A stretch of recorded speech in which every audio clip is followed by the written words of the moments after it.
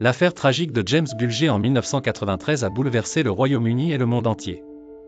Il s'agit d'un cas où la cruauté des jeunes enfants a défié toute compréhension. James Bulger, âgé de seulement 2 ans, disparaît dans un centre commercial après avoir été vu pour la dernière fois tenant la main de 2 garçons plus âgés. Les caméras de surveillance ont enregistré la dernière image glaçante de James, en compagnie de ses meurtriers, Robert Thompson et John Venable. Ces 2 garçons, décidant de réaliser un acte terrible, avaient planifié de kidnapper un enfant ce jour-là.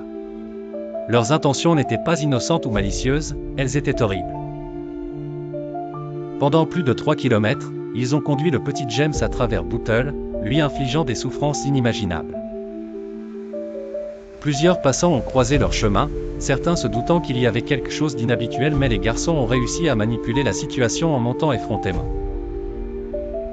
Leur destination finale était une voie ferrée isolée, où leur barbarie s'est révélée dans toute son horreur.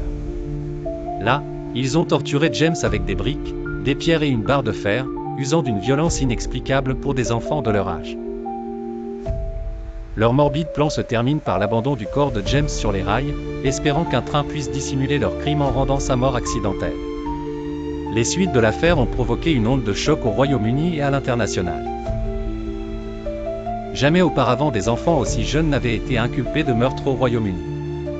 La société britannique s'est retrouvée divisée par ce crime et ses implications, se questionnant sur la surveillance, le comportement des enfants, et le système judiciaire. Robert Thompson et John Venable ont été jugés comme des adultes, une décision qui, même des décennies après, continue de susciter un débat intense. Condamnés à être détenus, ils seront libérés en obtenant de nouvelles identités à 18 ans. Un fait qui provoque également beaucoup de polémiques et de discussions sur la réhabilitation des criminels jeunes. Particulièrement, John Venable est retourné en prison en 2010 pour possession de matériel pédopornographique, ramenant au cœur des discussions la question de leur libération. Ce qui était en réalité un débat non résolu sur la nature humaine.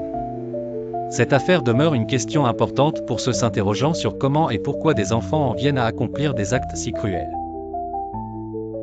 La mémoire de James Bulger perdure, un rappel poignant de la nécessité de protéger les plus vulnérables et de comprendre les comportements humains aberrants avant qu'ils ne causent des dommages irréparables.